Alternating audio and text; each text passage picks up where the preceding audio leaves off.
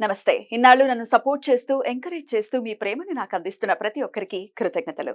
అలాగే ఈ వీడియో కూడా ఖచ్చితంగా మీకు ఉపయోగపడుతుంది. లైక్, షేర్ అండ్ సబ్స్క్రైబ్ చేసి మీ సపోర్ట్‌ని నాకు అందించండి. అలాగే ఈ వీడియో పట్ల మీకున్న అభిప్రాయాన్ని కామెంట్ సెక్షన్‌లో కామెంట్ చేసి తెలియజేయండి.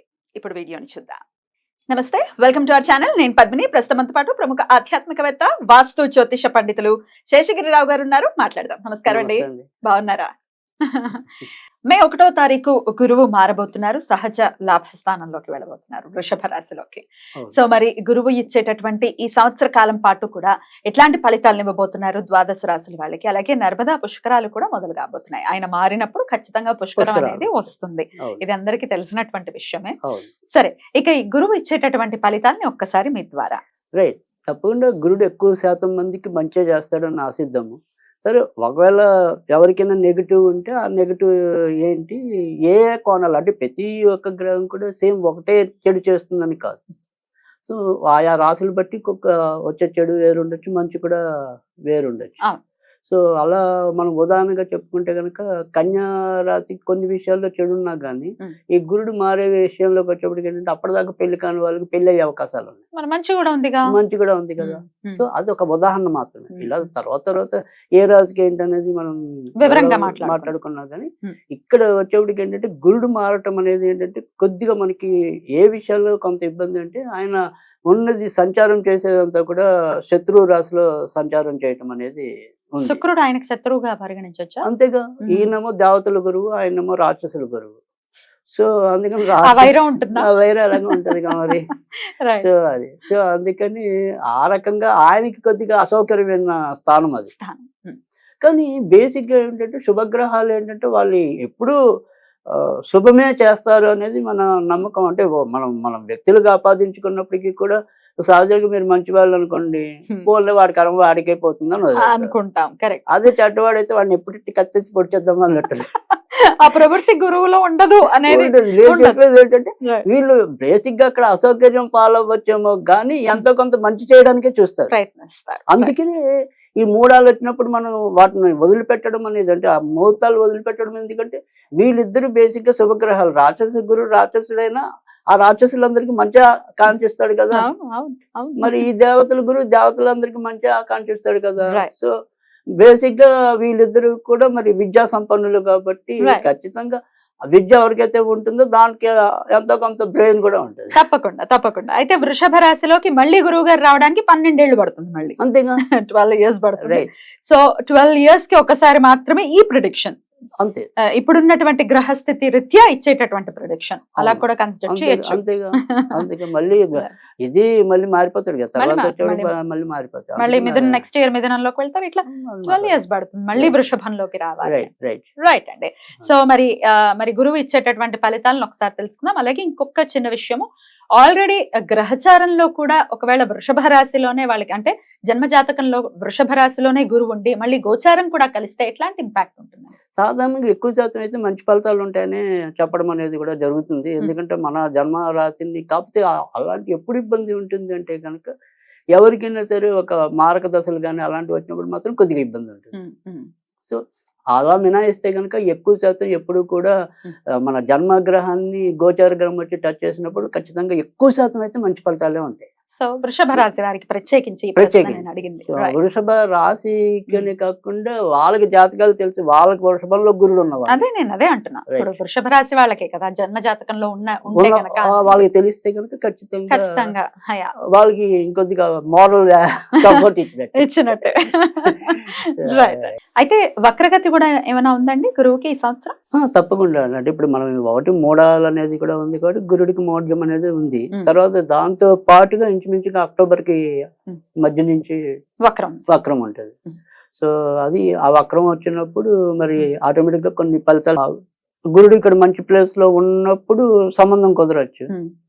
సో కానీ ఆ సంబంధం ఎప్పుడు పెళ్ళికి వెళ్తుంది అనేది స్తంభించింది కాబట్టి ఇంకా 2-3 నెలలు టేక్ తీస్తాయి అంతే. అలాంటివి అలా కూడా ఉండేది. అది వివరంగా మనం రాశి వైజ్ మాట్లాడుకున్నప్పుడు చెప్తారు. రైట్. మరి ఇప్పుడు ఇక చూద్దాము ద్వాదశ రాశులకి కూడా ఈ గురువు మార్పు వల్ల వచ్చేటటువంటి ఫలితాలు ఏంటో. రైట్. ఫైనలీ మీన రాశి వారికి ఎలా ఉండబోతుందండి? గురువు ఎట్లాంటి రిజల్ట్స్ ఇవ్వబోతున్నారు? రకరకాల భయాందోళనలో ఉన్నారు, ఎందుకంటే ఏలినాటి శని ప్రభావం అనేది ఖచ్చితంగా ఉంది. రాహు ఉన్నారు జన్మలోనే. ఎలా ఉండబోతుందండి ఈ సంవత్సరం? రైట్. మెయిన్ రాశి కానీ ఏదైనప్పటికీ కూడా గోచారంలోకి వచ్చేప్పటికి ఏంటంటే సాధారణంగా తృతీయంలో ఉండేది కానీ, 6వ ఇంట్లో ఉండేది కానీ, తర్వాత వచ్చేప్పటికి 11వ ఇంట్లో ఉండే గ్రహ సంచారం సాధారణంగా ఎక్కువ శాతం మేలే చేస్తాయి. మేలే చేస్తుందా? సో అందుకని వీళ్ళకి తృతీయంలో గురు సంచారం కాబట్టి ఖచ్చితంగా ఆ లాభం అనేది ఉంటుంది. ఇప్పటిదాకా అంటే ఆ ఉద్యోగాల్లో వీళ్ళు ఎవరైతే ఒక మార్పు కోసం ప్రయత్నిస్తున్నారో ఆ మార్పు లేదా వాళ్ళకి రావాల్సినవి పొందలేకపోవటం. అంటే ఇప్పుడు గత ఏడాది మనకి ప్రమోషన్ ఇస్తామంటారు, కానీ అది ఇప్పటిదాకా లాగుతూ ఉంటారు. అలాంటి విపత్కర పరిస్థితులు ఎవరైతే ఎదుర్కొంటున్నారో వాళ్ళు ఇప్పుడు లాభపడడానికి అవకాశం ఉంటుంది. కానీ ఇక్కడ ఏదైతే ఇందాక మీరు చెప్పారు కాబట్టి ఇప్పుడు రాహు అనేది లగ్నంలో ఉంది, తర్వాత కేతు అనేది. ఇది వీళ్ళు ఇప్పుడు కాదు, గత కొద్ది నెలలుగా ఇంట్లో భార్యాభర్తల మధ్య అయితే ఏ రకమైన చికాకులు అయితే ఎదురవుతున్నాయి. అంటే ఇప్పటికే మరి ఎవరైతే విడాకుల కోసం ప్రయత్నిస్తున్నారో వాళ్ళకైతే దానికి తగ్గట్టుగానే బతుకు ముందుకెళ్తుంది తప్ప అక్కడ రాజ్య మార్గంలోకి వెళ్ళే అవకాశాలు అయితే లేవు. కానీ ఎవరైతే ఇప్పుడు టెంపరీగా అంటే ఇప్పుడు వాళ్ళు అనుకుని కాదు, అన్వాంటెడ్గా ఒకసారి మనం అంటే నేను అనుకోకుండా విదేశాలకు వెళ్ళి ఉద్యోగం చేయాల్సి వస్తే తను ఇక్కడ ఉండిపోతుంది, వీసా రాకో ఇంకో రాకో. అలా టెంపరీగా భార్యాభర్తలు ఎవరైనా సరే ఎడబాటు అనుభవిస్తుంటే వాళ్ళకి గురుడు మేలు చేస్తాడు. అంటే అక్కడ ఆయన పదవీ కాలం అయిపోయి ఇక్కడికి రావటం, లేదా ఈవిడికి అనుకోకుండా అక్కడికి వెళ్ళగలిగే పరిస్థితి రావటం. అంటే ఆ రకంగా భార్యాభర్తల మధ్య మంచి జరుగుతుంది. కానీ ఇప్పటికే ఎవరైతే విడాకుల కోసం ప్రయత్నిస్తూ కోర్టుల కోసం ఉన్నారో వాళ్ళకి ఆయా ముచ్చట కూడా తెలుస్తుంది. Bad period, bad period. జాగ్రత్తగా ఉండాలి. గురువు కాపాడేటటువంటి పరిస్థితి ఉండదండి మరి 3వ ప్లేస్ లో ఉండే? అంటే గురుడు కాపాడేది ఇందాక చెప్పాను. గురుడు మనకి అంటే ఇష్టపూర్వకంగా మనం కలవాలనుకున్నా కూడా కలవలేని పరిస్థితి ఏదైతే ఉందో దాన్ని ఈయన కాపాడతాడు. కానీ ఇష్టపూర్వకంగానే ఎవరైతే విడాకులు తీసుకోవాలనుకున్నారో మీ ఇష్టం ఏదైతే అది ఆయన సపోర్ట్ చేస్తారు. ఓకే. సో అందుకని ఇక్కడ ఖచ్చితంగా విడిపోయే వాళ్ళకి ఆల్రెడీ రాహుకేతు దాన్ని మార్గం సుగమం చేస్తారు. ఇక్కడ గురుడు వాళ్ళని రక్షించాలి, అంటే వాళ్ళకి ఆ రకమైన థాట్ ఇవ్వడు.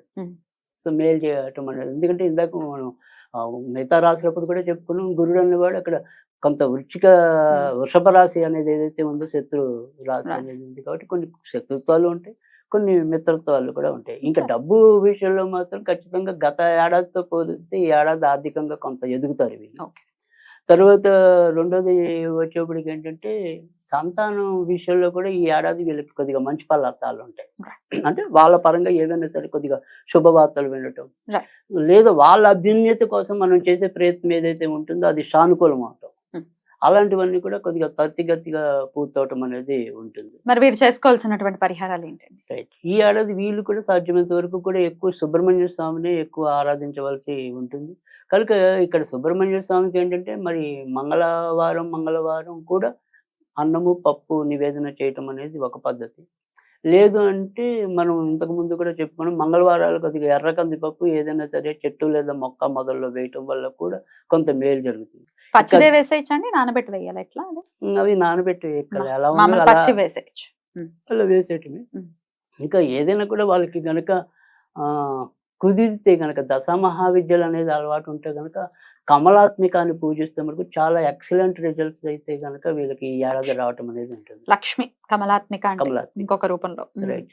కనుక ఎందుకంటే ఇక్కడ గురుడు మరి లక్ష్మీ స్వరూపమైన స్థానంలో ఉన్నాడు కాబట్టి సో గురుడు కూడా మరి కొన్ని సందర్భాల్లో ఆయన కూడా మనం అంటే గురుడు ఎప్పుడు కూడా 2 రకాలుగా, అంటే అటు శివ గురువు ఆయన, తర్వాత విష్ణు గురువుగా కూడా, అంటే విష్ణువు ఆయన శివుడు ఆయన, శివకేశవులకు భేదం లేదన్నట్టుగా గురుడికి ఆయన వాళ్ళిద్దరితో భేదం లేదు.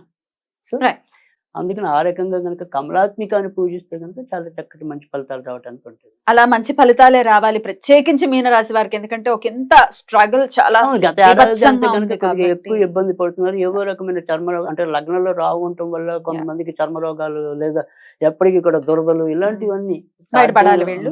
అది కొంతవరకు కూడా కొంత ఉపశమనం రావడానికి ఉంటుంది. రైట్. అలా రావాలని మనస్ఫూర్తిగా కోరుకుంటూ ద్వాదశ రాశులకి కూడా గురువు ఇచ్చేటటువంటి ఫలితాల గురించి వివరించారు.